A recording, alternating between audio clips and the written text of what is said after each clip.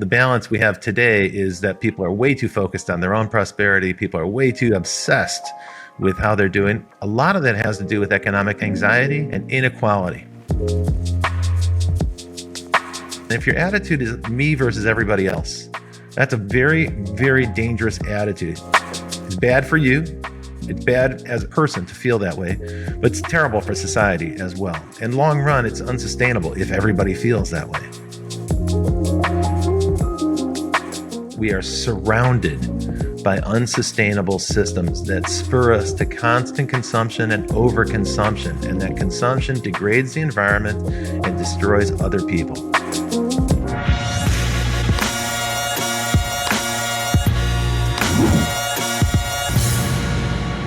Welcome home, fire starters. It's Sanyika.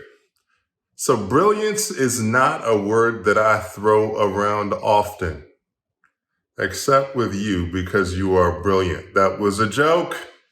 But when I bring up the word brilliant with the individual who was the next guest on the All In CEO podcast, you are about to see somebody who was literally crushing it at every level. And that is my good friend, Robert Tercek. Not only is he brilliant, he is a futurist with a heart of gold. Brilliant, futurist, heart of gold. How does that work?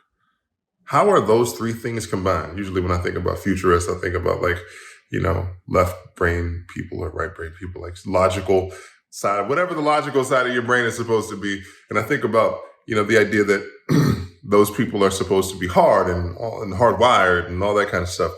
But Robert, it speaks from the heart. And we get into stuff that is definitely future driven, but may not necessarily be about technology. We start talking about the communal well-being. We had a great conversation about we ventured into systemic racism. We talked about all types of stuff. And it was a power-packed conversation full of love, full of insight, and full of brilliance. Please enjoy this next episode of the All In CEO featuring Sir Robert Tercek.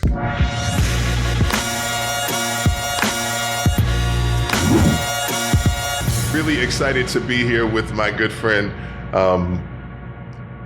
Robert, is it fair to call you a futurist? Do you still go into that space of considering yourself to be a futurist? How would you describe yourself?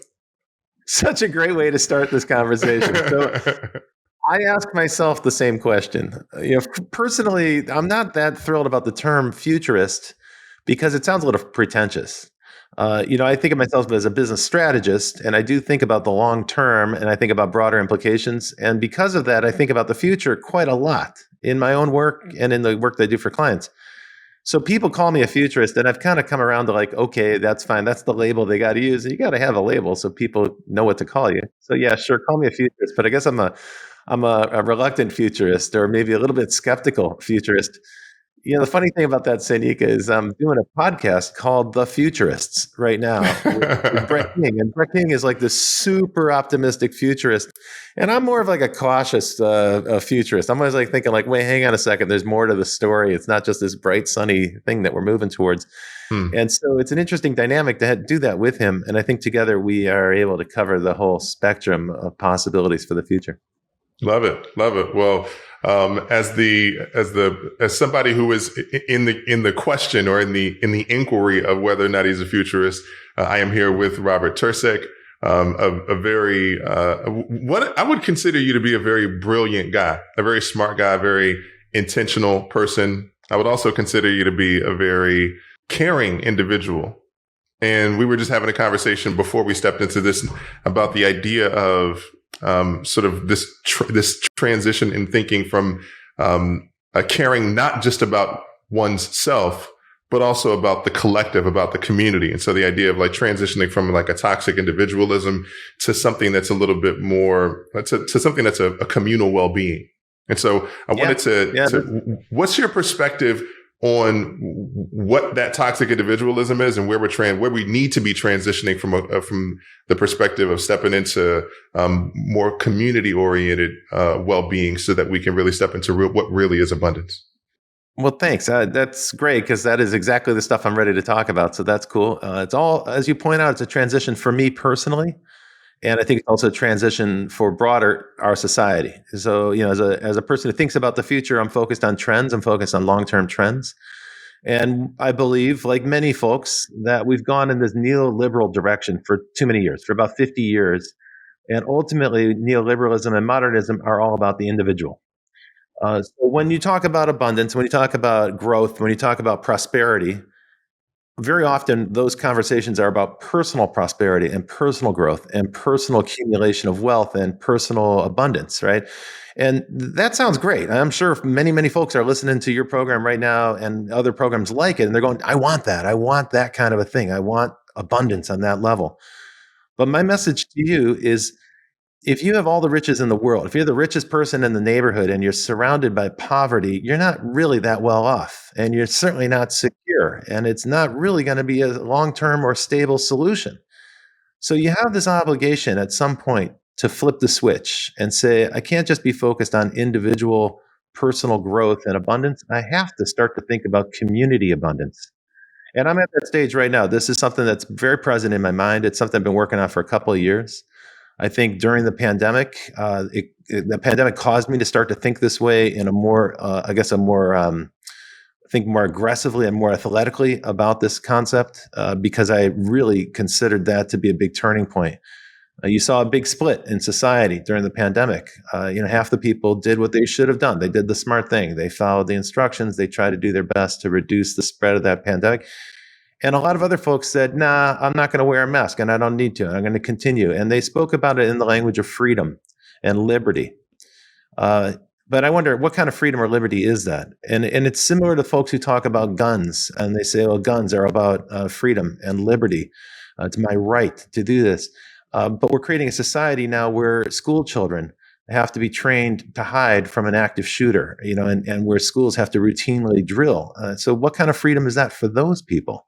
So there's this notion of toxic individualism, where the notion of individual liberty and individual freedom starts to infringe on other people and starts to constrain their own liberty and their own freedom.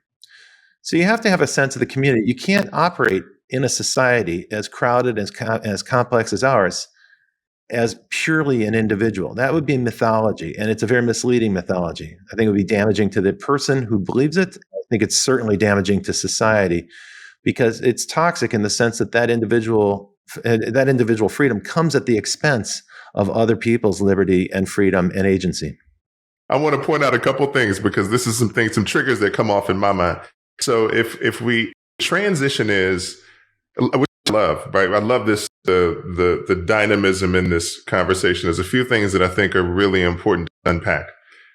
How does one transition from the idea of what it is that I am seeking to, how can I make sure that I am acquiring what I need for me and at the same time considering the communal well-being without forgetting myself?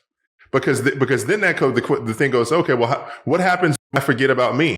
And now because I've been giving people my entire life, and I'm just saying that this is a conceptual train of thought, is that I've been giving my entire life. I've been doing for the community. I haven't even considered myself. The communal well-being has been the way that I've lived my life. And now I'm at this point in my life where I actually want to make sure I'm taking care of me. So how do we integrate those two things so that my individualism is not considered? Okay, great. So first of all, you give me a hypothetical scenario of a person who spent their entire life giving, and frankly, it would be great if more people did that. I think it's a hypothetical because I don't think that's really a problem that a lot of people who are listening to this podcast struggle with. Like, gee, I'm too generous with my time. I'm too giving. I'm too supportive. I'm too focused on the community at my own expense, at the expense of my own prosperity. If that were the case, man, you are like a modern day saint, and that would be an amazing thing to be enlightening that many people.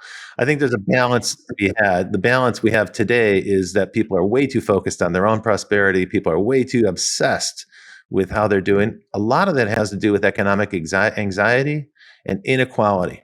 And the problem with inequality of economic opportunity is it creates this dog-eat-dog situation where we start to look at the people around us, immediately around us, our peers, maybe people who are one or two ranks down in their career or one or two ranks down socially or in some kind of social order or economic order.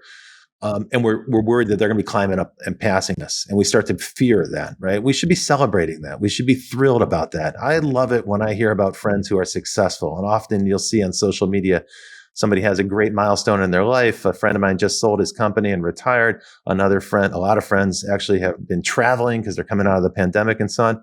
I don't feel envious. I don't feel like they're getting ahead of me. I feel like, awesome. I know how hard those people worked for those opportunities. I'm thrilled to see that they've got them. So first thing is an attitude. And if your attitude is me versus everybody else, that's a very, very dangerous attitude. It's bad for you. It's bad as a person to feel that way, but it's terrible for society as well. In long run, it's unsustainable if everybody feels that way. Now you're putting out a hypothetical. What about someone who's at the opposite end who doesn't think about themselves at all? Well, okay, I don't think that's a huge risk. Like, I don't think there's too many people who do that. I think that would be better if we had more of that thinking. So the second thing, and this is probably the most important one, you asked, like, what's the criteria? How do you begin? What's the way to, like, the starting point for this? This summer I had the opportunity to study with decolonial scholars, including Rolando Vasquez. And Rolando is a profoundly intelligent person. He's a very quiet, soft-spoken person.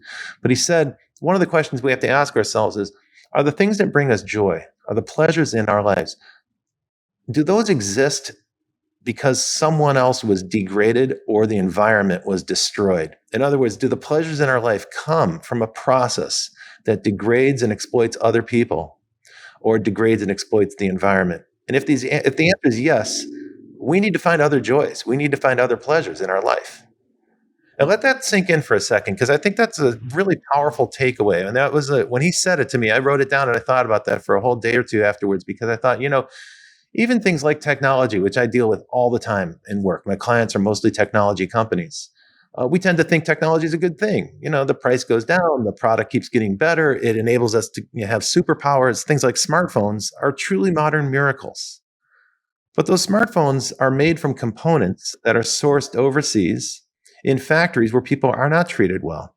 And some of the materials inside of those smartphones, some of the ingredients, the minerals that are used to make the smartphones work are sourced in conflict zones, and they're extracted from the environment in ways that devastate the natural environment in those areas. In some respect, we're responsible for that devastation because we're the consumer. We're the ones who are buying this stuff. We're the ones who create the demand for it, and that's what drives people into unspoiled wilderness and in order to extract those minerals and degrade it and ruin the environment for those people. And so that's an example of a joy that we have, a pleasure. The smartphone is something that everybody seems to enjoy. 6 billion people enjoy them, but it comes with a great cost. Now notice that most people are not aware of the cost. Most people don't think about what's inside of your phone, like what are the ingredients in the phone and where were those things sourced, or who were the laborers who built the chips or built the other parts for the phone? How are they treated? How are their communities? We're ignorant about that, and that's a choice. That's a decision that we make. First, it's a marketing choice by those companies. They airbrush out all that's from the picture. Yeah. Mm-hmm. And then I'm interjecting on this because as consumer. So this is in my hand. This is the thing that this is the singularity, by the way. And so we're in it. And so now computer and man are machines. So now this is not just about me holding a phone. This is about the fusion of this to my life. Because some of the decisions, the question, the statements that you're making are very valid in reference to supply chain, in reference to sustainability, and many people, and I've heard this conversation with people who are in retail, and they go, the majority of people don't really care about supply chain. Supply chain as a marketing issue. If so that sustainable clothing and all that is that it generally ends up being the worst performing on somebody's floor, right? And now we're talking about this computer technology, where that is now my life force depending on it. So. Again, this is really great. In this conversation, what are some ways that I can start to reconsider and rethink about the way that I approach my, again, these environmental situations so I can start to create a more ethical supply chain in my life, right? An ethical supply chain in my life. Okay, so the first thing to do is to get curious about it, right? If you're listening to this podcast and you're listening to the conversation between me and Sanyika right now, and you're thinking, okay, I hear these guys talking about this stuff, but what can I do in my own life? What are the steps I can take right now? The first thing to do is to get aware, just develop awareness. And it's a much bigger step than people realize. Because as soon as you become aware, as you begin to think about this, you notice that we are surrounded by unsustainable systems that spur us to constant consumption and overconsumption. And that consumption degrades the environment and destroys other people. That's the way the system works. So the first thing to do is get aware.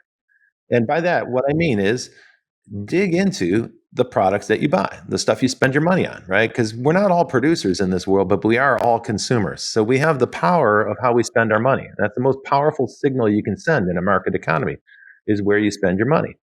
So think about carefully, where do you spend your money? The stuff you buy, how is it sourced? And you talk about supply chain and say people aren't interested in it, and I hear you on that. You know that I've worked in the supply chain for about 6 or 7 years on digitizing the supply chain. And just for the folks who are listening, supply chain is a super fascinating subject. I know it sounds incredibly boring. It's like containers. Who cares? Well, it turns out they're like incredibly fascinating, right? Because it's how most of the global economy operates. It's about a $40 trillion supply chain that we have today. It's one of the most complicated things humans have ever created because you have goods and services moving around the world constantly. And of course, whenever there's a hiccup like we experienced during the pandemic, then we notice it. Suddenly we become newly aware. Oh, wow, the supply chain is a huge problem. There's 60 ships stuck off the coast of Los Angeles or 60 ships stuck off the coast of Rotterdam right now because they can't unload them fast enough or something. So like we all wake up for a minute, we get aware for a second, like, oh wow, the supply chain is really important. And we kind of complain about it because it's like, oh, I can't get my Fruit Loops at the grocery store or something for that week. There's not enough toilet paper in the grocery store or something. So like we're suddenly uncomfortable in our lives. And so we suddenly are aware. And then as soon as toilet paper and Fruit Loops are back in the store, we go back to sleep and we become unaware. And we don't really stop to think about, like, where does that stuff come from? Why was there a glitch in that system? How is it regularly produced? And how do I have this modern miracle whenever I feel like it, I can go to the grocery store and buy strawberries? They always have strawberries. Like, that's a modern miracle that happened during our lifetime. It used to be a seasonal fruit, but it's available. So the supply chain is one of the most extraordinary inventions of humans. It's not a single person's invention. It's a gigantic collaborative project. What's interesting about it is it spans time and space. It spans politics. It spans different kinds of governments and different kinds of economic systems. So it's really all encompassing, and it runs through all of our society, and it touches all of our lives, at least to the extent that we're consumers. So start to develop an awareness about your supply chain and how it touches you, how that global supply chain touches you. And what I mean by that is, along the way, that supply chain is going to touch workers and communities, and it's also going to be comprised of resources that are extracted from different parts of the world. And you really need to drill into that a little bit. Now, it is true. A lot of people don't want to hear about that. Like they're not interested, they say, in sustainability and so on. But I'll tell you this, my friend. I just got back from Europe, and I can tell you that awareness and concern about a sustainable environment is at an all-time high. Maybe it's late. Maybe we should have been there 30 years ago, but we weren't. But the good news, if there is any in this situation, is when you start burning the planet, when the temperature in Paris is 100 degrees, and the temperature in Bombay is over 100 degrees, and the temperature in most of the United States is touching 100 degrees, all of a sudden people start to wake up and they get real conscious real fast. And this is not the supply chain problem that's going to come and go as soon as it gets fixed. This is a problem that's going to be here every year. Like, this summer is hot, but it's the coldest summer we're going to have for the rest of our lives. And people don't realize that yet. They're going to be aware soon. It's going to start to settle into their consciousness. And I'd say that the idea that people aren't concerned about the environment or aren't concerned about sustainability, that's a very local problem in the United States, and that's because we're blessed with abundance. We have abundant natural resources. We have a lot of stuff. It's a consumer society. We're awash in consumer choices and options. So it feels like we have everything we possibly could imagine. We don't ever feel any sense of scarcity. But we noticed it in 2020. We noticed it in 2021. It's still lingering here in 2022 that some things, cars, microprocessors, certain foods, certain kinds, sometimes paper products, like I said a minute ago, we're starting to notice that actually now we don't always have those things. We can't take that for granted anymore. Well, maybe that's the dawning of consciousness. Maybe that's a dawning of an awareness that we need to start to be concerned about more than ourselves and our own prosperity. We need to start to care a little bit more about where these things are made and the prosperity of the broader community. That's what I think, at least. That's where I'm at right now in my life. I think this is probably the most important work I'm doing. I love it. And I love it because of the fact that it brings up something for me that's really been circling in my universe, is about a different way for us to be able to reapproach sustainability, right? That is, what I mean by the reapproach is that there's in my mind, there's been the marketing approach of some environments and I think that some of it has been like it's been like, oh, well, you're doing a bad job because you're not, you haven't fixed the supply chain in your home or in your life or in some aspect of your world. But this idea of the communal well-being, I find it to be a really valid idea, because what it does is it allows us to reassess our own personal commitment to creating an environment that works for everyone. And I think an environment that works for everyone is an environment that's in integrity. Integrity from the standpoint of structural integrity, meaning that it works for everyone. And so I really appreciate that. That's a powerful word, integrity, right? And it's a tough thing to live up to if you hold that as a standard for yourself. And we both have experienced people who lack integrity, or they have they have kind of relativistic, opportunistic integrity, where they have it sometimes, and then when they need it most, they don't have it. It's elusive for them. Receive. What is your definition of integrity? To me, it's consistent in word and deed with your values. And so if you're going to be a person of integrity, you have to understand what your values are. And if you haven't done the work to understand your values, that's an important and useful exercise. It's a really great thing to do. For a period of time, I worked for Tony Robbins, and he's an inspiring figure, I'm sure, to a lot of the listeners on this show. He is to me as well. He's got a lot of great information. One of the great things he does at he has a program called Date with Destiny. And on the second day, you expose your values. You do the work of digging into your values and defining them, and not just defining all of them. You write them all down. You have to stack rank them. So you have to say which one's more important, this one or this one or this one or this one. And it takes forever. I mean, it's a very, very difficult process. So you have to focus on it. And he's got a great structured process. I recommend that program to anyone who's interested in the subject matter, because you will come away. He calls it like kind of an operating system, your own personal operating system. And he's like, you have the operating system you got from your parents. If you think about your values, what are your values? Where did you get your values? Well, generally, we get our values from our parents. And it's not like you sit down with your parents at the dinner table and they say, these are our values for our family. Let us share the value. Like, that conversation never happens. Nobody ever had that. Your parents model values. They model them in their actions, in their words, and in their deeds. If they and the real values come through in their actions. So people say a lot of stuff, and some people go to church and profess a lot of stuff, and some people say a lot of stuff politically because it sounds good. But you see in their actions what they really truly believe and what they've really integrated. And quite often there's a gap between what you say and what you do. And in Tony Robbins' perspective, that's how people get themselves into serious trouble. You get into serious conflict, and you'll end up in a psychological state, where you're depressed or anxious or even suicidal, because you've got this fundamental conflict with the values you think you believe and the values you actually live. So it's important to get that out there and understand it. The thing I wanted to share with you today is this concept of decoloniality, because this is my area of interest. And as reference, or just as background for that, for the people who are listening, my entire career has been self-invention. I've never worked in a job that existed before I took it. When I was a young person, I was a director of music videos. Music videos were a new thing. I worked at MTV when MTV was a new thing. MTV sent me to Asia to launch MTV in a part of the world it never existed in. So I was like the first creative director of MTV International. And then I got interested in interactive media, and I became the first programming executive at a movie studio to focus on digital media. And I launched some of the first internet games, and then I launched some of the first mobile games and the first video on mobile. So throughout my career, I've taken on challenges that did not exist before I encountered them, and I created jobs for myself along the way. So I'm very much a self-invention. I've worked for companies, of course, but almost always I've worked in a role that did not exist before I took it. So they were hiring for a new position, often in a new department, and sometimes in an entirely new industry like mobile video did not exist before I got into that space. So when you do that for a living, and I've been doing it for 30 years, you start to cultivate a pretty good awareness of your capabilities and strengths and your understanding of what you can do. And if you're a conscious person, you're also going to be aware of the things you're not good at. I keep learning more. Unfortunately, I used to think I could do everything, and now as I get older, I'm learning there's stuff that I'm not good at, and that's better to hire somebody else or partner with somebody else who can do that better for you.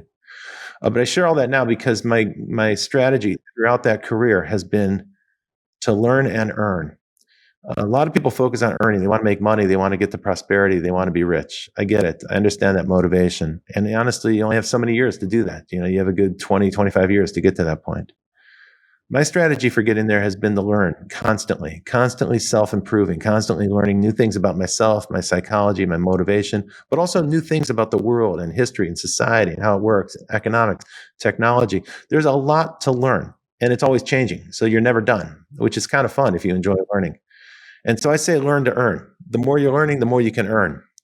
When you settle into a position where you know how to do something, and you're an expert at it, and you're maybe the best or one of the best in that field, that means you've ceased to learn.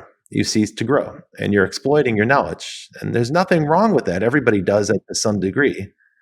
But bear in mind that once you start to earn, you're no longer on that learning track. And once you start, if you decide to learn again, you're probably going to be stepping away from earning a little bit. You're going to diminish your earning capacity for a little while because you're upskilling. And that sounds bad the way I'm framing it. I'm not really selling this particularly well, but that's because I'm not selling a program. I'm just trying to tell you how I live my life. And so as I get to in my life, as I notice there's new opportunities ahead, but I don't have the skills for them, nor do my clients, nor does society, then I'm like, okay, someone's got to go invent that thing. This is a new thing. And so I have to pick up some new skills. So this summer, I had the opportunity to spend time with the decolonial scholars. These are scholars from Latin America and the Caribbean who were focused on decoloniality. And you might wonder what that is. I'm sure some folks that are listening are familiar with it, but some folks might not be. So we're familiar with colonization. Of course, this is the kind of story of global capitalism for the last 500 years. We're also familiar with decolonization. That's the process of, an empire pulling out of a country and leaving it to independence. Generally, that comes with a great deal of conflict and friction. And generally, when those countries are independent, they inherit all this machinery from the colony. They inherit an economy and a legal system and infrastructure, and roads and mining and factories and, kind of a whole economic system that's designed for exporting goods. Well, those former colonies end up adopting that same machinery and they keep running the system. That is coloniality. It's like the residue of the colonial era. When the colony finishes after independence, you still have this specter of the colonial era, and that is called coloniality. And my friend, I will tell you this, we don't realize it, but 90% of the countries on this planet were colonized. 90% of the population of this planet lived in a colonial situation, and it's surprisingly recent. In the US, we feel like it was the distant past because it was 250 years ago when we started striving for independence, followed by Haiti, followed by the countries in South America, followed by Mexico, and then gradually had a series of revolutions in Europe, right? That all took 200 years, that process. But for people in Africa and for people in India, it's only in the last lifetime. It's just one generation ago that they experienced decolonization themselves. And it's very fresh, and it's very familiar, and it's very live. What happened at the end of the Cold War, the United States took a victory lap, right? We're like, yay, Western democracy won, Western style capitalism won, and the Soviet Union is finished, evil empire is gone, and now the whole world is going to be, this kind of capitalistic, globalized economy. Yay, we won. And at that point, a group of scholars in Latin America raised their hands and said, hang on a second, there's some unfinished business here that we have to attend to, because throughout that 50-year Cold War period, we just put this whole topic of coloniality in a box, and we didn't deal with it. But now that the Cold War has ended, let's open up that box and see what the artifacts inside of that box are. Well, it turns out, Sanyika, we are haunted by the specter of coloniality, and it's present in every country in the world. It's present in our global economy. It's present in every corporation. It's present in capitalism. It's present in democracies. It's present here in the United States. Institutional racism that's baked into our Constitution, is part of the fabric of the society that we live in. We can't not be affected by that colonial history. It's what shaped this country. It's still there. We haven't finished processing it.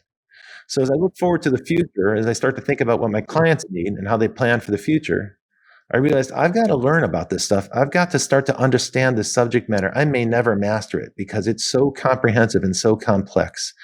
But at the heart of every global problem that we face, at the foundation, the root of every major problem we face, not just environment and the degradation of the ecological systems and the depletion of resources, that's certainly a huge set of issues right there.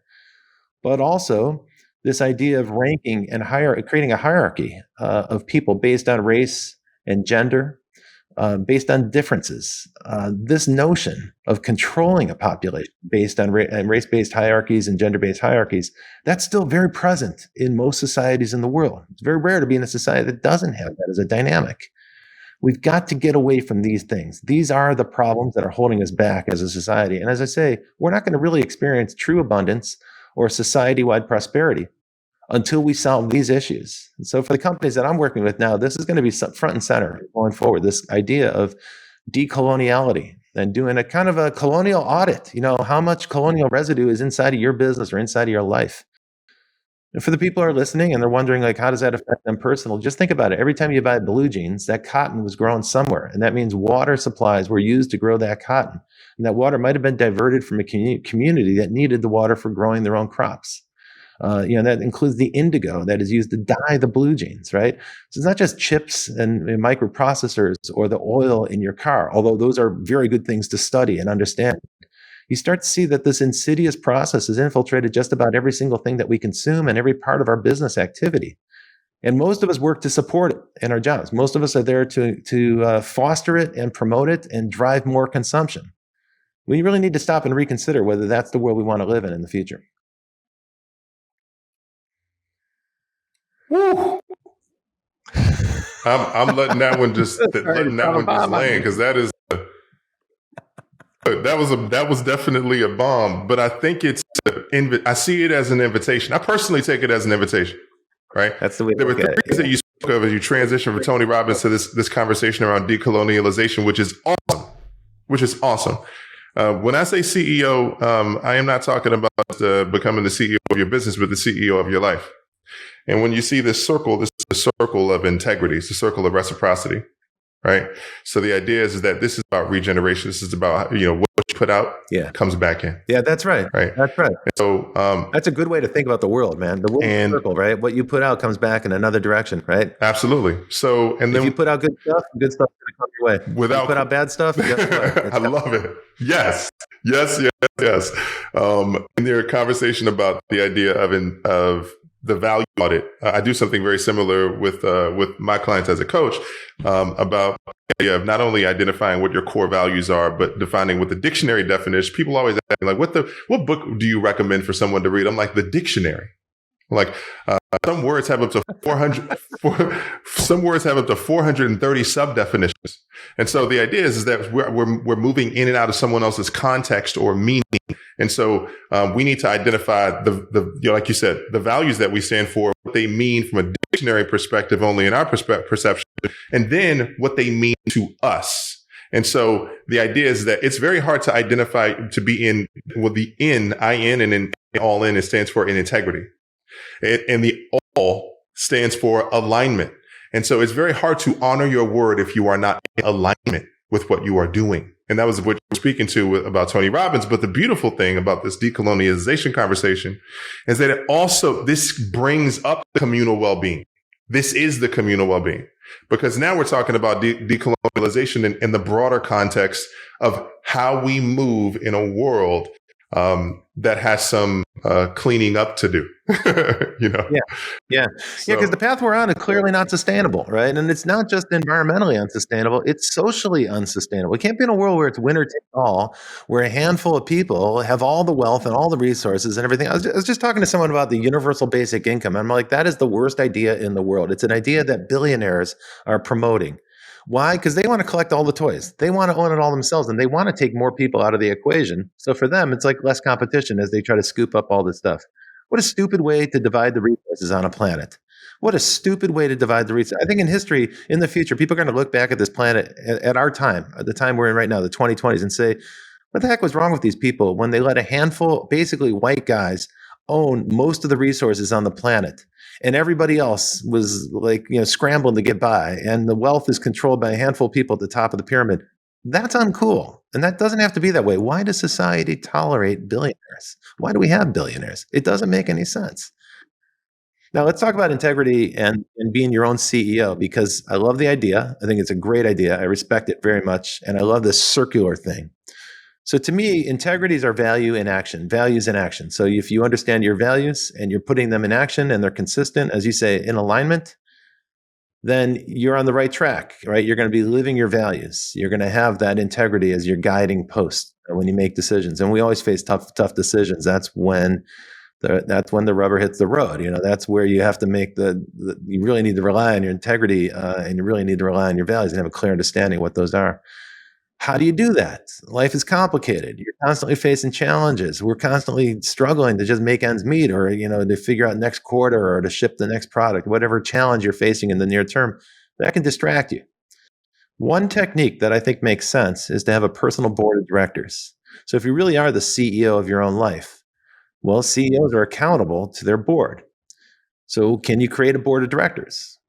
And I have a friend named Robert Richmond, who I think you know from Metal. And he's a guy who acquainted me with this idea. And it's a really cool idea. He invited me to it. He said, why don't you come to one of my board meetings? I'm like, a board meeting? I didn't know you were on a board of directors. He said, it's my own personal board for my board of directors for my CEO. I'm like, really? He said, yeah, a group of people, they get together once a month and they serve on each other's board of directors and they basically hold each other accountable. So at that meeting, you would then check in and say, here's how I'm doing against my goals. I got this thing done. I did not get these things done. I wanted to, but this got in the way. And then your personal board of directors can hold you accountable. They ask you why. They ask you what you're going to do to make up for that, how you're going to get back on track, and so forth. And we can do this with values as well. If we're honest, if we have people that we can be honest with, then we can also have them hold us accountable to our own values. And I think that's important, right? Because we can tell ourselves stories all day long. We're phenomenally good at inventing fantasy stories. So we can invent excuses constantly. And I know people who have victim narratives that will tell themselves it's never their fault. It's something that happened to them. It wasn't their fault at all. That is the ultimate abdication of authority. That is the ultimate abdication to me of agency in this world, to say you're a victim of circumstance and it wasn't your fault. You chose to be there. You chose to go on that path. You chose to do that undertaking. You didn't fulfill it. You didn't achieve your goal. Okay, that sucks. That's too bad. Let's figure out why that didn't happen and correct for it. There's no shame involved. You don't have to be embarrassed about it. You tried something that you never did before. Of course, there's going to be failure. I mean, that's normal, right? Anyone who's ever done a creative pursuit or anyone who's ever launched something that didn't exist understands that failure is part of the process. That's how we learn. And don't forget, Thomas Edison had to try 1,000 different ways to make a light bulb filament work. And someone said, what a waste of time. He said, it wasn't a waste of time. I now know 1,000 ways that don't work. That's a gain. He learned something from that. I think that we have to failure that way. And then have a board that holds us accountable. So the board, you say to your board, without embarrassment or shame or any feeling of guilt or failure, you just say, I wanted to do this thing. It's hard. It was harder than I expected. Here's what I learned. That's a fine conversation to have. And your board says, great. So what are you going to do next? What's your plan for next month? How are you going to correct for that? How are you going to improve? So it's a way to constantly upgrade your performance. And it doesn't cost anything because you're doing it for each other. So it's also a great way to build community. It's a little tiny community, but everyone can serve on each other's board of directors. Can I add an inclusion into that conversation around the board of directors? Yeah, sure. Because I think that this is a really important component. And I actually run a process called the initiation. And my philosophy is that when you are moving, that one of the biggest misconceptions that we have about our journey as men is that the only initiation we go through is from boyhood to manhood. I'm like, oh my goodness, no way. There's no way.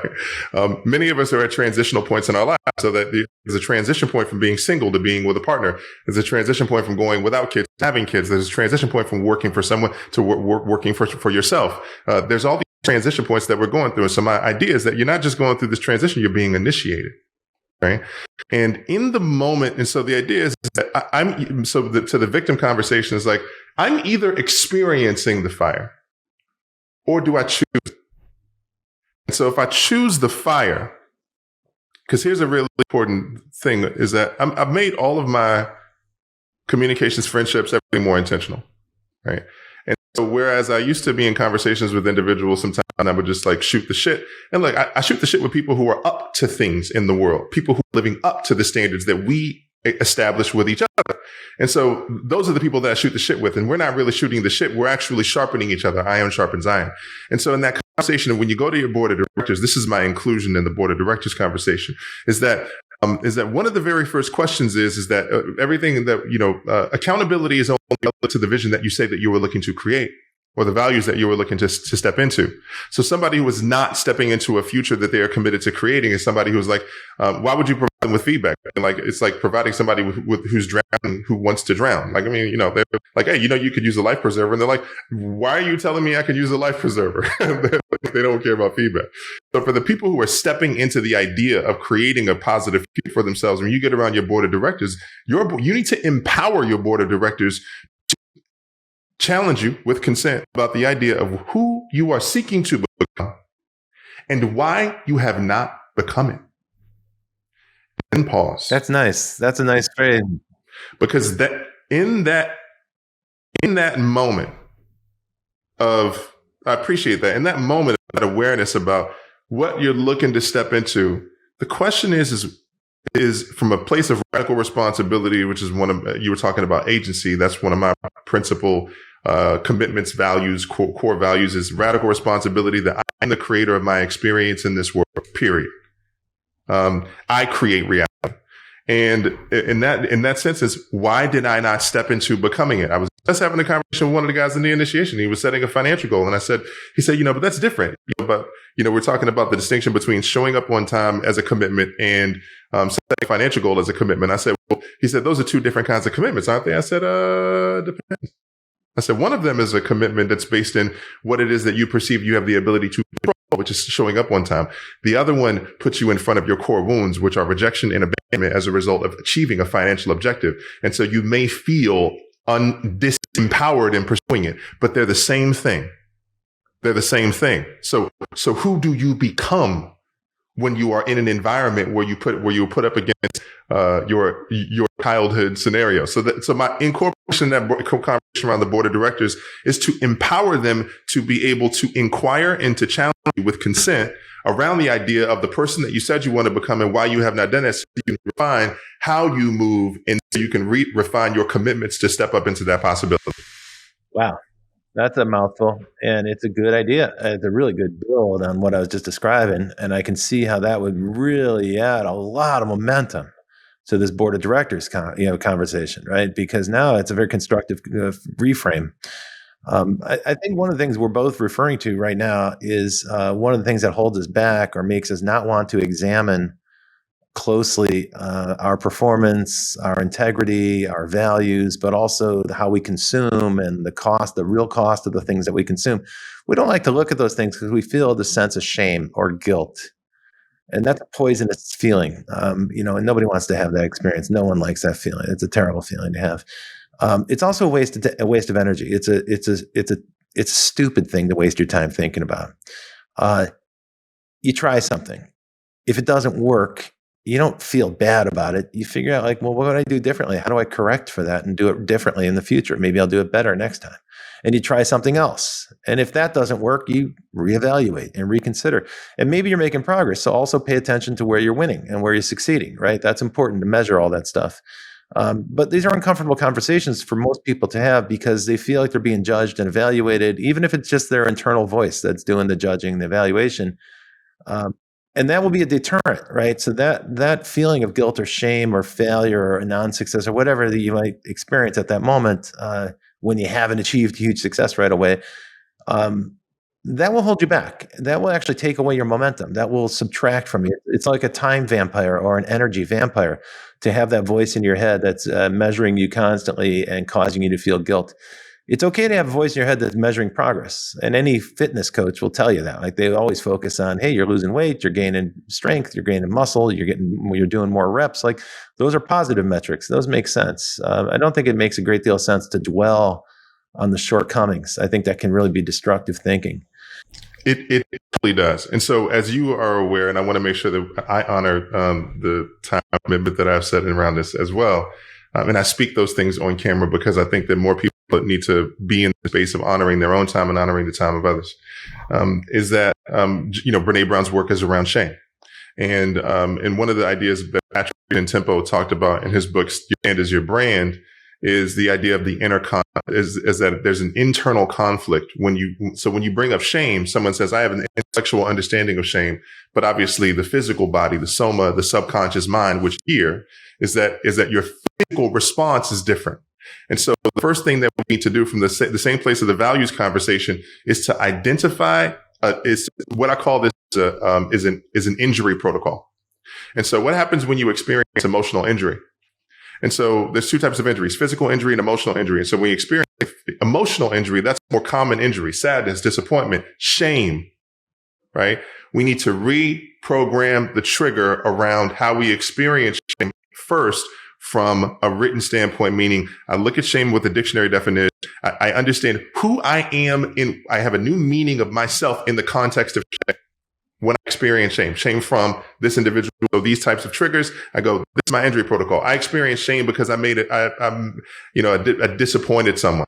And then I say, you know what? I will no longer hold my head. I will hold my head in dignity. I will experience power. I will know that I am valuable. I am worthy in every situation, and that I have the ability to be able to rectify any mistake that was ever made, because I'm always in a cycle of reciprocity. So I can correct anything that was wrong,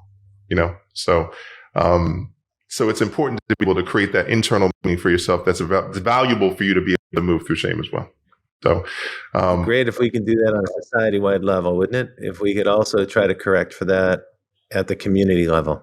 Absolutely. Well, that's Absolutely. a nice note. That's a note for us to wrap up on. Hey, Sanyika, it's always a pleasure talking to you, man. I've enjoyed this conversation, and I hope it's been valuable for your listeners. This has absolutely been valuable. I appreciate you. I love you. I think you're a phenomenal human being, and just one of the baddest dudes on the planet. I literally think that. So thank you for being on the All In CEO. It's been a pleasure.